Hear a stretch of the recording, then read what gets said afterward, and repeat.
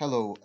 So with the news the other day that Nazanin Zaghari-Ratcliffe and Anusha Ashura was released from an Iranian prison, um, there has now been some reports going on in the press regarding the Chennai Six case. Now there hasn't, as far as I could tell, been any new developments in this case, but perhaps just because of the news or the topic of Britons being imprisoned abroad is once again in the headlines that this has come about. Now the curious thing about the Chennai Six case is even in the UK it's not that well known, except to the men involved and their immediate families and supporters. It really hasn't got that much attention in the UK during the time it was going on, even when it was resolved. So, well, I say resolved, that's certainly a questionable word to choose. Um, okay, there's a few reports on this, and as I always do, I'll put links afterwards. But I'm going to read out the BBC report because it's the most condensed, just for practical reasons, and then share a few of my thoughts on this. So, basically, 6th of October 2013, this is the timeline of events. Nick Dunn, this is one of the men. He's the person who's been interviewed. He's from Ashington in Northumberland, um, up here in northeast England. So Nick boards at MV Seaman Guard, Ohio, in Sri Lanka to await deployment. I should say these men were working in the capacity of security personnel on an anti-piracy operation, and they're all former military personnel. 12th of October 2013, MV Seaman Guard Ohio brought into the port of Tuticorin by the Indian Coast Guard. 18th of October 2013, 10 crew and 25 guards arrested and placed in prison. This included 3 Ukrainians, 14 Estonians, and 12 Indians, as well as the 6 Britons. February 2014, charge sheet containing 2,158 papers given to each defendant. March 2014, petition signed by 136,000 people given to the British government calling for the men to be given bail. It may have been a big story then, but I don't recall it as such. 26th of March 2014, bail granted to 33 of the 35 men, including Nick. July 2014, Madras High Court throws out the charges, but the men must stay in India pending an appeal. October 2014, Indian police appeal, assuming that's a counter appeal. July 2015, Indian Supreme Court overturns Madras ruling and orders trial. The 11th of January 2016, crew members found guilty and sentenced to 5 years in prison. 27th of November 2017, Chennai Appeal Court acquits them. They are released from prison and free to return home. So that's the basic timeline of events. Now, there's a few reports around this. A lot of them go into much deeper detail about the conditions, which at some points were hellish, as put by Nick Dunn, one of the men who went through this. This one's more condensed, so I'll just read it out. It's from the BBC by Josh Halliday, the North of England correspondent, and the report was published in 2020. Chennai Six members say Johnson did nothing to secure release.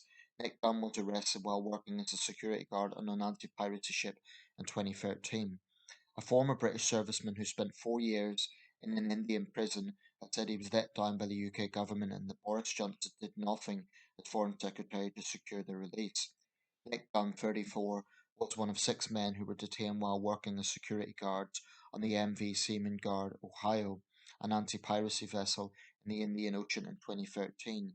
The former soldiers were charged with carrying unlicensed firearms and ammunition and were held in often squalid prison cells in Chennai for 4 years until they were acquitted in November 2017.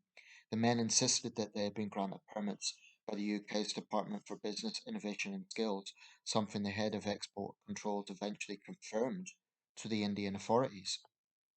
The case of the so-called Chennai Six was raised at the highest levels by David Cameron as Prime Minister to his Indian counterpart Narendra Modi, but it was only after years of campaigning by their family and friends that they were acquitted after appealing against their convictions.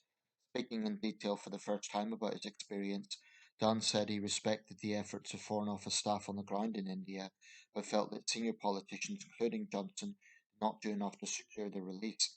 I feel let down. I don't expect to have special treatment just because I've served my Queen and country, said Dunn, who served with the British Army in Iraq, Afghanistan, and Northern Ireland. I have my rights as a British citizen. If things went down in a foreign country, you should be there to assist me. They knew we were innocent, to treat us as innocent. I think the British government could have done more. Don from Ashington in Northumberland said he lost 10 kilograms, 1.5 stone, after he and five compatriots became ill in the cramped prison cells in Chennai. The former parachute regiment soldier said he felt the UK government failed to understand the nature of the case or grasp the men's innocence, and that ministers were reluctant to start a diplomatic row with India as it might jeopardise a future trade deal. I think that's probably true. In a book released on Thursday called Surviving Hell, documenting his time in prison, Dunn said the case was passed from the former Foreign Secretary Philip Hammond, whom he described as a complete waste of space. This is verbatim to successor Johnson. He said Johnson promised to leave no stone unturned to free the men. I think it would be fair to say that he left a lot of stones unturned. What did he do for us? Nothing, as far as I could tell. He was all mouth. He added, since Boris Johnson has become Prime Minister, this report's more about his views on how Johnson treated the case, so I'll try and get some extracts from other reports. The Six Britons: Billy Irving from Paisley in Renfrewshire, Ray Tyndall from Chester, Paul Towers from Pocklington in East Yorkshire, John Armstrong from Wigton, Cumbria, Nicholas Simpson from Catterick, North Yorkshire, and Nick Dunn from Ashington, and some of them were arrested and detained along with three Ukrainians, 14 Estonians, and 12 Indians when custom officials and police searched the ship. Um, Dunn said the UK government only intervened in cases involving its citizens abroad when they had been convicted, but then it was often too late. Um, yeah, and the report continues. I've read the timeline. Now, some of the conditions inside were absolutely appalling. They were locked up with violent Indian prisoners. They were the only Westerners there, so they stood out. Um, I mean, there's reports here that go into extensive detail. The only exercise they had was crudely made equipment from a metal pipe and stones in the prison yard. Um, and as the report says, he lost significant weight. Try to find some more details here on some of the conditions. But it's pretty appalling. Um, there was also actual video from Sky News, which I've tried to include. Keeping physically fit was an important distraction from the mundaneness of prison life. When feeling particularly low, Nick would go through old photographs to remind him of his previous life in England's northeast. He liked to read and play board games with the other inmates too, like playing chess and stuff like that, and just trying to get by the days. That's the best way of coping and making sure you're a bit active and you're not sat festering because in yourself because it will dawn on you and you could lose your mind. But like I say, you've got to keep grounded. You've got to have a glimmer of hope. Um, and there's a photo showing this dank corridor with water or some other liquid on the floor. Nick says he was exposed to the violent Indian gangs that targeted the English prisoners. He says he saw a prisoner's throat cut open in one attack by a fellow inmate. The Ukrainian captain of the ship became very ill. They thought he would die. Um, and that these reports go into extensive detail about the conditions. One day they were attacked and there was a mass brawl. They said the only thing that put off some of these criminals attacking them before was they were big guys. They were well built former soldiers, but the conditions were appalling.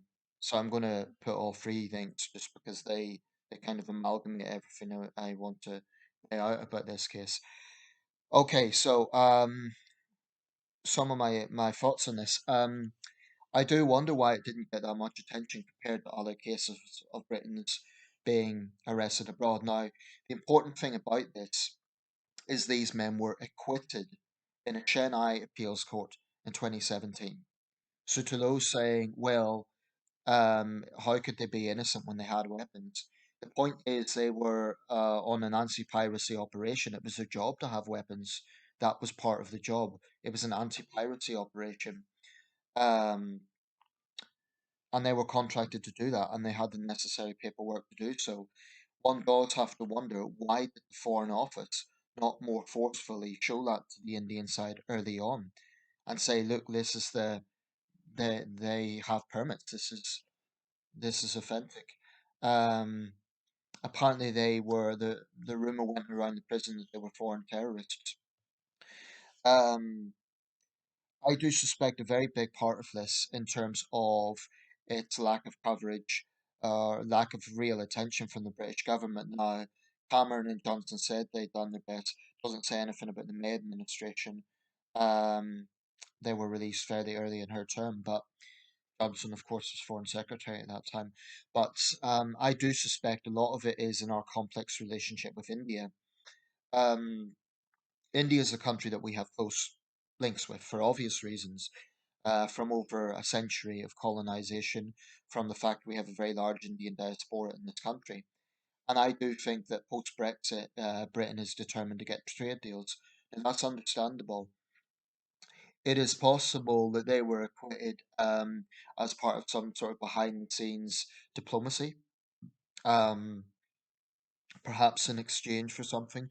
Who knows? But it may also be the case, it seems likely indeed, that it was the case they were acquitted simply because there wasn't the evidence there. Now, the Indian legal system has to be one of the worst in the world in terms of bureaucracy and corruption. It's not a country that you want to get in legal trouble in. Um, and I think that, I have enormous sympathy for these men, what they went through. And, the question has to be raised. If six Indian sailors were arrested and held in British prisons for years, and there was legal wrangling going on, I don't think the Indian side would just take it. I think they would be raising concerns at the highest level. I think it would be a much bigger issue. I think it would be all over the Indian media. I think there would be lots of rhetoric from Indian nationalists about empire. And I just think it would be a very different situation. I think India would be demanding an apologies, compensation. I think the men would then come back to a hero's reception. Narendra Modi would probably personally give them some sort of medals. I think it would just be a very different attitude. In this case, they eventually got the release, but again, this case, it's surprising how little attention it actually got.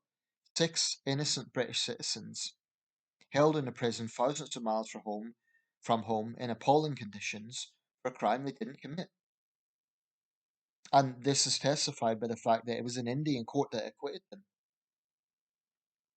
Um, I personally think they should get compensation from the Indian government for the way they were treated for 5 years of their lives lost. But it's not going to happen. I mean, that would be wishful thinking. It isn't going to happen. Um, I again reiterate this comes kind of it's not directly linked, but just tying into what I was talking about foreign trade. India's got a bigger economy than we do. Um, you know, it's about time that we start saying we put our citizens first in situations like this. I think if there's question marks over someone's guilt, significant question marks, we need to raise it with our counterparts. I'm not suggesting we go in guns blazing and, have gunboat diplomacy. For one thing, we don't have the power to do that. We don't have an empire anymore. We can't do that. But I do think we should be a lot more assertive in standing up for the rights of our citizens, even if it means straining relations, even if it means perhaps a trade deal being lost. Why? Because it betrays our values to let innocent people just squander away in those conditions. If there are cases where there's strong evidence of guilt, then we have to respect it's their country, their laws. But the fact of the matter is, when you have endemic corruption, nationalists from India will say, "Oh well, they'll get into lots of whataboutery." I've heard people there isn't many videos about this, but on the few that are out there, I've seen Indians say, "Well, the British killed our people years ago, and the British colonized us." It's almost as if they're saying, "Oh well, what you got to complain about? It's just a few people." But that sort of petty notion of vengeance, that's what it comes across as. Like because Britain done bad things in India, and we did. I mean, we killed innocent people in India in Amritsar. We degraded the Indians. We treated them pretty badly in Empire. We can't get away from that fact. But this notion that it should be, therefore we shouldn't complain about it or we shouldn't stand up for the rights of our citizens is absurd. I mean, uh, and we're talking about the Chennai Six, but there was also Ukrainians and Estonians held. Um, I don't know if those respective governments raised their cases, but I also think in these sort of international situations, sometimes good relations between governments can help eventually. But Cameron raised this with Modi, and it didn't make any change in the outcome. That shows that Modi doesn't really respect us, or at least he doesn't see it as a priority. Um, And dare I say it, we might need India more than India needs us. But that sort of situation is not healthy. That's why I think we need to review foreign aid. And I am absolutely determined about one thing when it comes to India. We should not have our relations with India dictated by imperial guilt. That's absurd. India's been independent for 72 years. I think we should acknowledge that we've done bad things. I think we should acknowledge that that is part of history, that it happened. We shouldn't deny it. But at the same time, we should not always allow ourselves to be kind of blackmailed, frankly, by Indian nationalists by sort of saying, "Oh, don't complain because of empire, empire, empire." It's an absurd preposition, and you know some of the things the Indian government's done since 1947, Operation Blue Star, thousands of Sikhs killed by the Indian government, the human rights abuses that have taken place in India. This is a country that boasts about being the world's biggest democracy, yet corruption is endemic, police brutality is endemic, um, and legal bureaucracy means that innocent people are held up for years and years. And of course, many of them are Indian, it has to be said. In this case, it's six British nationals, but I've no doubt there will be many innocent Indians held up in that system as well. Um, so, I respect that India is a major power, it's a major economy. It's not a country we can ignore, and we do have shared history. But I am convinced that we put too much emphasis on this relationship with imperial guilt. Like this idea that, oh, we shouldn't say too much because it might jeopardize a trade deal, or because Indian nationals will kick up a stink about it. Let them, let them. We have to have some self-respect as a nation in order to recognize what is wrong is wrong. And when we have strong evidence that our citizens are innocent and they're being held, I'm not saying send in the guns blazing, but I think we should be a lot more vocal about it. And I do think the British government should push for some sort of compensation or even take a reduction of the Indian aid budget to compensate these men. I honestly believe that could be an approach. Take a portion of the Indian aid budget and give it to these men. Also, in part for the British government to say, sorry, we didn't do enough. Um, and the bottom line is the Chennai Appeals Court acquitted them. I said earlier in the video there may have been some sort of deal done, but I find it hard to believe an Indian court would release guilty men just for a trade deal. Um, I find that hard to believe, especially under the Modi government. In other words, they were released because they were innocent. So, you know, again, I just can't I can't see a situation where six innocent Indians are in a UK prison and India says so little and it's not an issue. I think it would be a huge issue. Indian nationals would be talking about how racist the British are and all the rest of it. Um, I mean, as an example of this, looking even at other cases, a few years ago there was an Indian diplomat held in the United States because her paperwork was wrong. Now, I'm not saying that she was innocent or guilty, but India made a huge issue out of that, and they were demanding apologies. This was during the Obama administration, and eventually the American State Department caved in. That's the United States of America, the most powerful country in the world. So I personally think that India talks a lot about respect, but doesn't always show it. India needs to understand it's a two-way street. And I think, frankly, India does like to play the victimhood narrative sometimes, um, when really it should look in the mirror. I'm not disparaging India as a country. I'm not making a generalized attack on India. I think it's a great country. It's an ancient culture.